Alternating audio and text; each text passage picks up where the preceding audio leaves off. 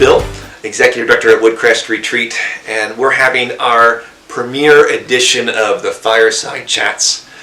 A look into the past and present people who have made Woodcrest what it is today. And I'm here this morning with one of those legacy figures, Elvin Martin. It's a delight to be here with you this morning, Elvin. You want to share a little bit about who you are and your connection to Woodcrest? Yes, I grew up in a Mennonite home outside of Ephrata, Pennsylvania. Okay. When I was 21 years old, I was nominated to serve as minister at the Ephrata Mennonite Church. Okay. And that ordination was by lot, which some of you might not be familiar with. Mm-hmm. But I was 21 years old with very little experience. Wow.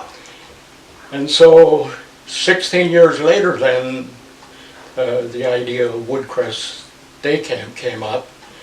So that's what we want to talk about, I guess, today.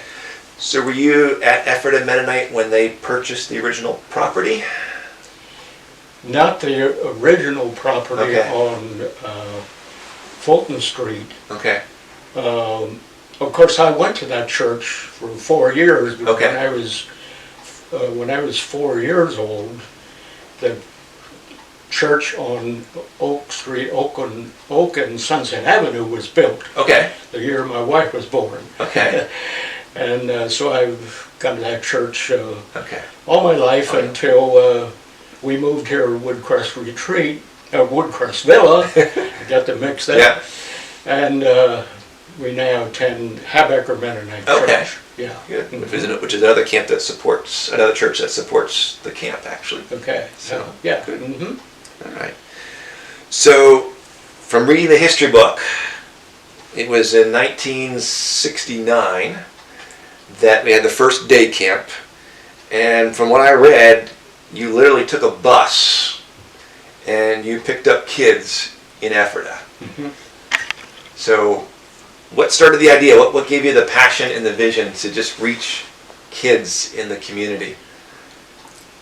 The ministry at Ephrata Mennonite Church had an interest in reaching out to young people in the town of Ephrata, and we thought maybe we could start a ministry in the town of Ephrata, but that didn't work out. And then we thought of Woodcrest Retreat. Not much was going on there at that time, and so we thought, why don't we start a day camp? Mm-hmm. So that's how we finally got started in pursuing the idea of having a day camp. Okay. Of course, there were a lot of things to think about. I had no experience in a day camp. Right. I don't know if there were many other day camps at that time. There were church camps, but I don't know that there were day camps, so this was kind of a new thing to think about. Okay. Did you have the full support of the church when you did this? Yes. Yes, the church really stood behind us, and what I did to get us started, we formed a committee, of course. Of course.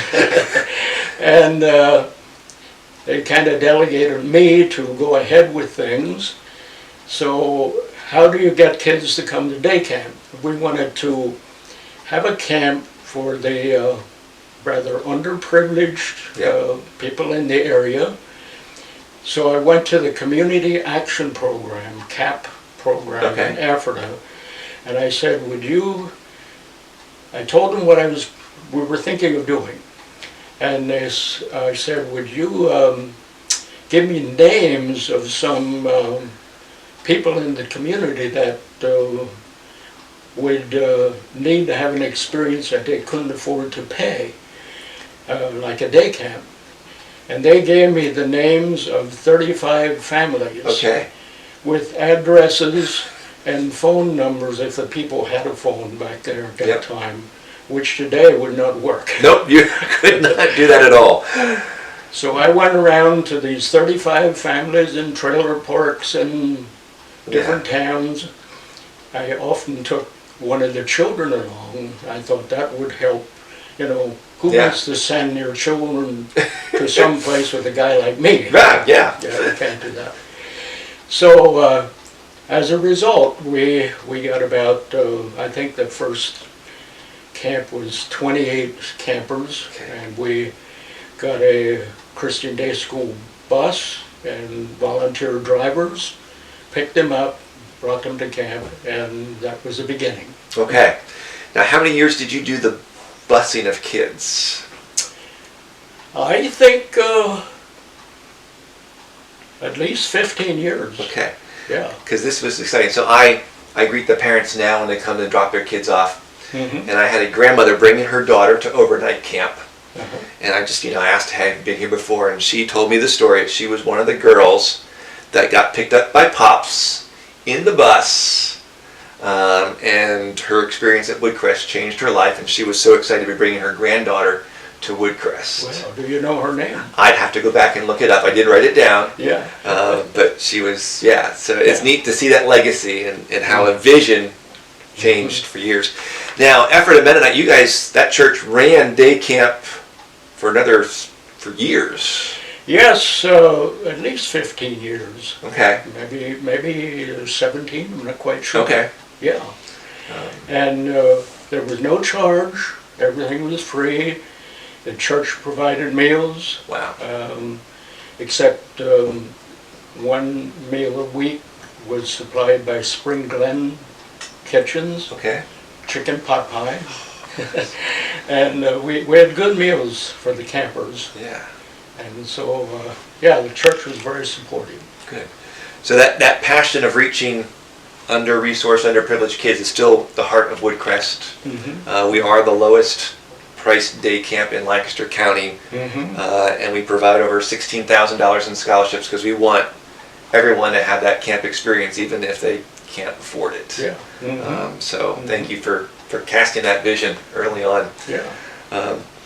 Any great memories when you think back to those early days of camp that just encouraged you, inspired you, that you can share? Yeah. Well, this was a new experience for a lot of the campers. They didn't get to go anyplace else very much, sort of lived in and around Ephrata. And to come up there in the mountain and experience the freedom up there, they took their freedom a little too far, and they started climbing. One of the kids came to me and said, "Hey, the boys are up on the pavilion roof." And sure enough, so I called them down, and at that time there were some small trees, not very big trees, and they would shinny up these trees, and they would bend over till they'd reach the ground, and then they'd go back and take another ride, and that type of thing. So we put an end to tree climbing and pavilion climbing. So there were lots of things that happened. There were lots of turtles up there, and we told them, the campers would catch one and bring them to me. What do we do with this turtle? Well, we said, okay, we'll make a place that will keep the turtles, put masking tape on the camper's name on, they found a turtle. We'd have a dozen or 15 turtles, and they'd go out and find these turtles. So we'd have a turtle race and draw a circle, and then have the turtles facing out, and then a bigger circle where we the finish line. Yeah. And so this one little girl, Jackie was her name, she was probably the smallest girl in the camp, but she had found a turtle, and she was holding the turtle, and we were going to begin the race, ready to put it down. Had the turtle facing her, and she had a tank top on, and the turtle bit her stomach, and she panicked, and the turtle was literally hanging on her stomach. And I quickly ran to her and got the turtle up and got its mouth open, and that was the end of that. I guess maybe I called her mother to say what happened, but there's no test done or anything. Well, turtles aren't known for carrying rabies, so that's good. Yeah. Yeah, now there are still lots of turtles on the mountain. The kids they still catch them and bring them to the nature shack, and we'll put them in cages for a little while or in tanks. But so nature creation is a big part of Woodcrest today, and it sounds like it was back then too. Getting kids out of their normal environment and placing them in the midst of God's creation. Were there Bible lessons and stories as well as a part of that? Yes, we had the Bible class, we had crafts class, we had nature, and that type of thing, and recreation. So one of the things in those days, child evangelism was kind of frowned on by the bishops. Okay. I think because they felt the kids should be a little older until they make the decision that they're more meaningful at that time. And so we didn't push decisions for Christ, but we gave them the Word of God. Right. And as a result, a number of campers, many years ago, in fact, I guess when we had this 50th, I had 3 of the campers come and give their testimony, saying that if it wouldn't have been for camp that they attended when they were young, they don't know what would have happened to them throughout their life. So that is very rewarding. It is. It's kind of neat too. Like, essentially, it sounds like what you guys created over 50 years ago is still pretty much the same format we have today: Bible, nature, craft, games, and that same passion. Like, it's not about decisions, it's about presenting the Word of God. And it sounds like you had a lot of success, but I'm sure there was challenges. Well, there were many, but one of the things was to find counselors. Where were we going to get counselors? And I knew that Eastern Mennonite Missions had a voluntary service program. And I thought maybe they could give us the names of some young people who might be willing to serve as counselors. So I called them, and they gave a number of names, and I contacted these were actually 4 girls, teenage girls, and we get 4 of them to come to be the counselors the first year. And they were very good, and it was really a leading of the Lord to get that kind of quality counselors for the first year. So, and then from then on, some of the young people from the church and churches in the community, we didn't have a whole lot of problem getting counselors. Wish that was true today. Of course, now we're trying to get 70-some counselors and staff, so it's a little bit harder, but there's nothing like that experience of counseling and working at a camp. What would you've been at camp at Woodcrest recently, so are you excited to see that it's continued? What excites you, and just you go there, it's like, wow, this just warms me and excites me when you go back. Yeah, it's very exciting to see that it grew to 1,400 campers? Over 1,400. Over 1,900 kids last year. 1,900. Yeah. From 28 to 1,900. Over 50 years. Yeah, that is exciting.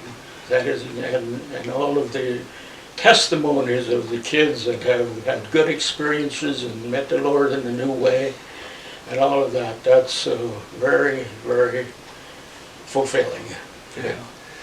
That's one of your questions. So this may be, but thinking of the leaders today at Woodcrest, myself, our staff, the board, what would be like a charge or just a reminder for us as we continue leading and following the Lord's direction for Woodcrest? What would you want us to adhere to, hold fast to? In general, as far as following the Lord's leading, I could have said, I'm not qualified to do this, and maybe said no to God. And look what I would have missed. And look what the blessing that I got in life because of that. And so my encouragement would be to anyone who feels a calling to some kind of a ministry, to give it serious prayerful thought, and not to turn it down because they might not get the blessing that was awaiting them. Yeah. And also other people might not be blessed because they turned it down. Yeah. So whatever you and your staff and everyone involved in Woodcrest, whatever their continued calling is by God to do, give serious prayerful thought to follow His direction. Yeah. Yeah. I'm guessing that prayer was probably a good foundation for when you guys started too, as a church. Yeah. Yeah.